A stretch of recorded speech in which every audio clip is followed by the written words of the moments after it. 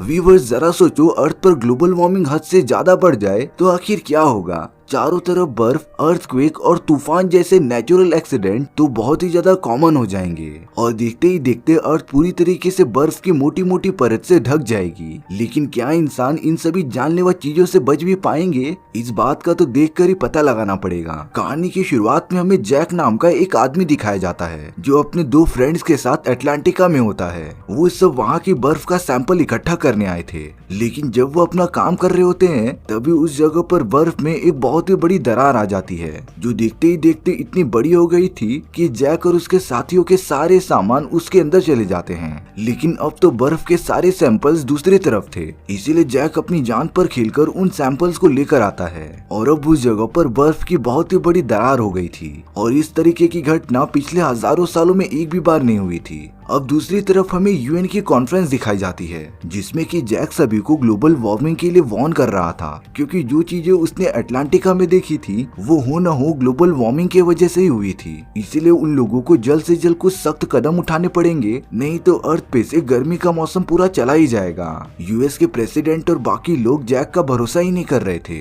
क्योंकि इन सारी चीजों को ठीक करने में सरकार का बहुत ज्यादा पैसा जाता है। जैक उन सभी को वापस से समझाता है कि अगर उन लोगों ने अभी कुछ नहीं किया तो आने वाले कुछ ही टाइम में अर्थ पूरी तरीके से बर्फ से ढक जाएगा। यहाँ वेदर रिपोर्ट्स वालों को क्लाइमेट में कुछ चेंजेस दिखाई देते हैं और इस टाइप के चेंजेस उन लोगों ने कभी देखे ही नहीं थे। लॉस एंजलिस में तो टेम्परेचर 20 डिग्री से नीचे गिर गया था। टोक्यो में बर्फ के ये बड़े बड़े टुकड़े गिरते जा रहे थे जिसकी वजह से कई लोग घायल भी हो जाते हैं। लेकिन ये सारी चीजें तो सिर्फ एक शुरुआत थी जिसका थोड़ा सा अंदाजा जैक को था, लेकिन उसकी बात कोई भी मान ही नहीं रहा था। अब तो जैक अपने बेटे सैम से बात कर रहा था जो होता तो बहुत इंटेलिजेंट है, लेकिन वो एग्जाम में फेल हो गया था क्योंकि सैम को कोई किताबी कीड़ा नहीं बनना था बल्कि उसे ज्यादा से ज्यादा इंफॉर्मेशन हासिल करनी थी। अब यहाँ सैम अपने दोस्तों के साथ एक प्लेन में बहुत ही बड़े क्विज कंपटीशन में पार्टिसिपेट करने के लिए न्यूयॉर्क जाता है, लेकिन कुछ देर बाद उनकी सेफ लैंडिंग हो गई थी। सैम और बाकी सब जब आसमान की तरफ देखते हैं तो बहुत सारे पक्षी जमा होकर शहर से दूर जा रहे थे, लेकिन देखने से लग रहा था कि वो सारे किसी चीज से डर गए हैं, यानी कि ये एक मैसेज था कि बहुत ही बुरा होने वाला है। अब यहाँ जॉन नाम का एक आदमी दिखाया जाता है जो समुद्र की सतह में होने वाली चेंजेस की जानकारी रखता था। जॉन और उसकी टीम जब ये नोटिस करते हैं कि पिछली बार जब एक जगह पर टेम्परेचर 20 डिग्री सेल्सियस से नीचे गिर गया था तब शायद से उन्हें लगा था कि उनकी मशीन का डिफेक्ट है, लेकिन अब ये टेम्परेचर डिफरेंस कई जगहों पर दिखाई दे रहा था और ये बिल्कुल भी अच्छा नहीं है, क्योंकि अगर टेम्परेचर इसी तरीके से गिरता रहा तब सारी चीजें बर्फ में कन्वर्ट होना स्टार्ट हो जाएंगी।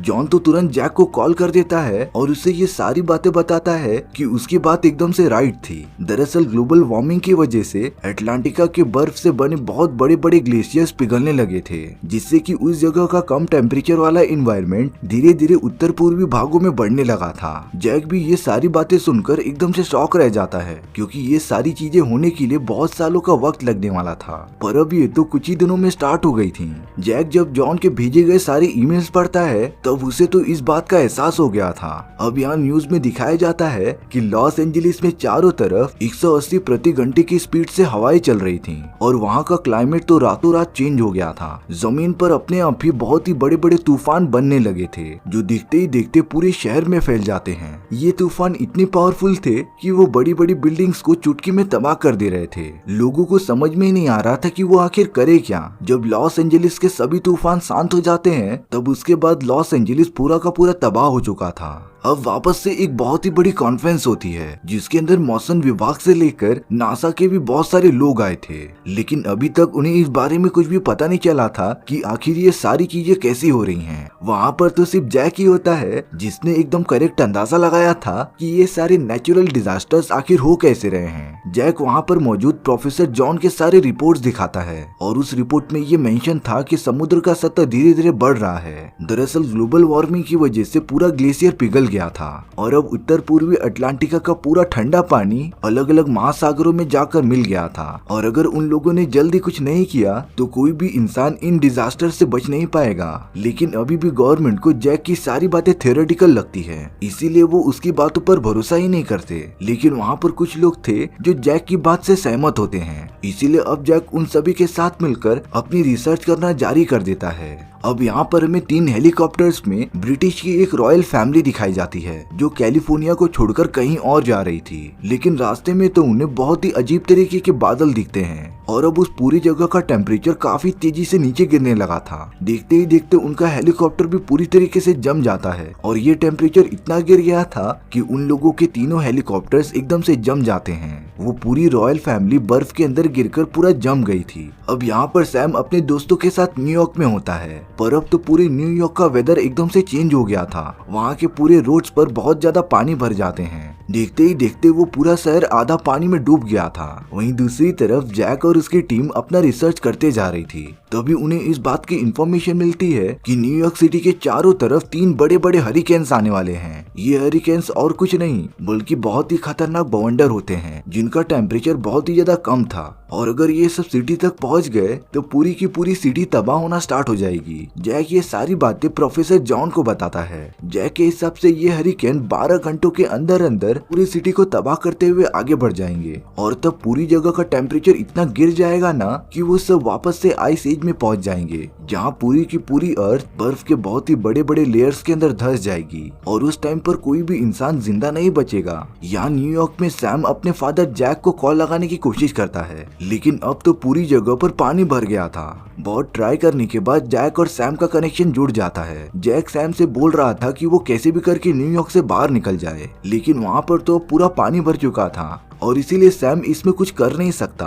पर अब जैक कैसे भी करके अपने बेटे को बचाना चाहता था, इसीलिए जैक डिसाइड करता है कि वो खुद ही न्यूयॉर्क में जाएगा और अपने बेटे को उस तूफान में मरने से बचा लेगा। लेकिन न्यूयॉर्क तक पहुंचना इतना आसान भी नहीं था। लेकिन अब जैक को वहाँ के प्रेसिडेंट खुद ही बुलाते हैं, क्योंकि जैक के पास ये सोल्यूशन था कि वो सब इस मुसीबत से कैसे बाहर निकल सके। जैक बताता है कि जब वो सारे हरिकेन्स इस जगह पर आएंगे तब 7 दिनों के अंदर अंदर पूरी जगह बर्फ से ढक जाएगी। इसीलिए उन दोनों को बचने के लिए दक्षिण दिशा की ओर जाना पड़ेगा, क्योंकि उस जगह पर टेम्परेचर काफी ज्यादा हाई होता है। इसीलिए अब प्रेसिडेंट और गवर्नमेंट के सारे लोग जैक की बात मान लेते हैं। अब तो जैक अपने बेटे सैम को बचाने के लिए न्यूयॉर्क की तरफ निकल गया था। वहीं दूसरी तरफ सैम एक बहुत ही बड़े हॉल में होता है जहां बाकी लोग भी रुके हुए थे। न्यूयॉर्क का टेम्परेचर काफी कम होने की वजह से वहां की पूरी जगह एकदम से बर्फ में कन्वर्ट हो गई थी और सारे लोग अपने आप को प्रोटेक्ट करने के लिए दक्षिण दिशा की तरफ जाने लगे थे। लेकिन सैम सभी को बताता है कि उन्हें ऐसा बिल्कुल नहीं करना चाहिए, क्योंकि अगर वो हरिकेन्स उनके रास्ते में आ गए तब उन सभी का बचना लगभग नामुमकिन हो जाएगा। लेकिन सैम की बात कोई भी मानता ही नहीं और वहाँ पर फंसे हुए सारे लोग निकल पड़ते हैं दक्षिण दिशा की ओर। सैम तो अपने कुछ दोस्तों के साथ उसी हॉल के अंदर रुक जाता है। उन लोगों ने बहुत सारी बुक्स का यूज करके आग लगा दी थी, जिससे कि उनका बॉडी टेम्परेचर एकदम नॉर्मल बना रहे।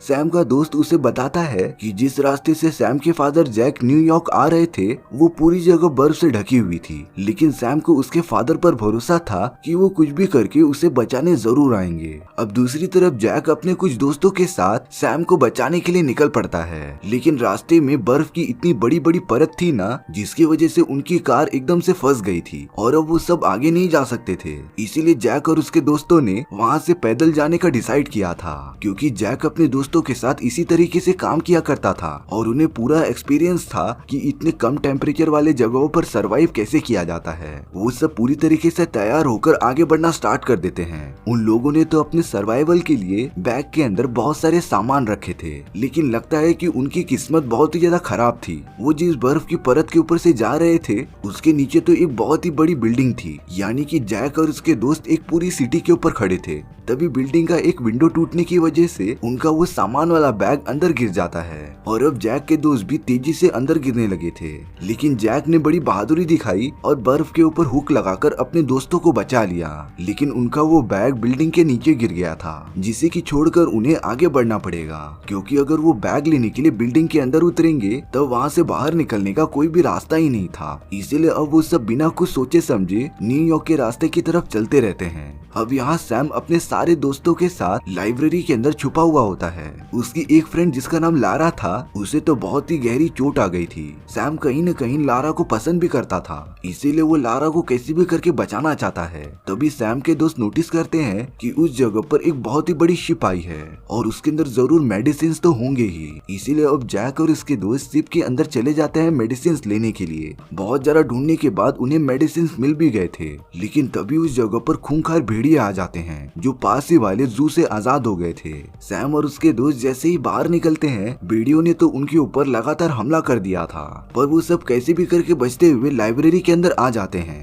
न्यूयॉर्क का टेम्परेचर तो धीरे धीरे घटता ही जा रहा था, पर सैम के साथ जो लोग भी लाइब्रेरी के अंदर थे उनके बॉडी का टेम्परेचर एकदम नॉर्मल रहता है, क्योंकि उन्होंने बुक्स को जलाकर आग जो लगा रखी थी। और अब न्यूयॉर्क सिटी में वो हैरिकेन पहुंच गए थे, जो देखते ही देखते वहाँ की सारी चीजों को जमाते जा रहे थे। वहीं सैम के फादर और उसके बचे हुए दोस्त न्यूयॉर्क सिटी में घुस जाते हैं, लेकिन अब जैक को कैसे भी करके अपने बेटे का लोकेशन ढूंढना था, तो इसीलिए वो पहले एक जगह पर रुककर प्लान बनाते हैं और पूरे सिटी के मैप को एनालाइज करके अपने बेटे की लोकेशन निकालते हैं। अब जैक अपने दोस्तों के साथ लाइब्रेरी की तरफ निकल जाता है। रास्ते में उन्हें बहुत सारे लोग बर्फ के नीचे जमे हुए मिलते हैं, और ये वही सारे लोग थे जो बचने के लिए दक्षिण की तरफ जा रहे थे, यानी कि अब वो सारे लोग मारे गए। अब जैक कैसे भी करके उस लाइब्रेरी में पहुंच जाता है जहां पर सैम और बाकी लोग फंसे हुए थे। वो बड़े बड़े तूफान तो न्यूयॉर्क सिटी में फैल गए थे और चारों ओर का टेम्परेचर काफी डिक्रीज कर दे रहे थे। लेकिन जब जैक अपने बेटे और बाकी लोगों के पास पहुंचता है, तब आग जलने की वजह से वो सारे लोग जिंदा थे। सैम जब अपने फादर जैक को देखता है तो वो बहुत ही ज्यादा खुश हो गया था। उसे पूरा भरोसा था कि उसके फादर जरूर आएंगे। अब कुछ टाइम बाद न्यूयॉर्क सिटी के सारे तूफान रुक जाते हैं। देखने पर तो पूरी न्यूयॉर्क सिटी एकदम बर्फ से ढक गई थी और जैसे लग रहा था कि शीत युग की शुरुआत हो चुकी थी। सभी मिलिट्री वाले सही टाइम पर वहां आकर सारे फंसे हुए लोगों को बचा लेते हैं। इसके बाद तो सभी इंसानों को इस बारे में पता तो चल गया होगा कि वो नेचर के सामने कुछ भी नहीं है। अगर इंसान ग्लोबल वार्मिंग इसी तरीके से फैलाता रहा तब जल्दी पृथ्वी पर से सारा जीवन खत्म हो जाएगा। इसीलिए हम सभी को ही नेचर को बचाने के लिए कदम उठाना ही पड़ेगा। और इसी के साथ हमारी ये कहानी यहीं पर खत्म हो जाती है। सो व्यूअर्स, आपको ये स्टोरी कैसी लगी प्लीज कमेंट सेक्शन में बता दो। और अगर आपको मेरा एक्सप्लेनेशन 1% भी अच्छा लगा होगा ना, तो वीडियो को लाइक एंड चैनल को सब्सक्राइब जरूर कर देना, क्योंकि सच में इससे मुझे काफी ज्यादा मोटिवेशन मिलेगा आपके लिए इसी तरीके की मजेदार स्टोरीज ढूंढ कर लाने के लिए। तो मिलते हैं नेक्स्ट वीडियो में। सी या।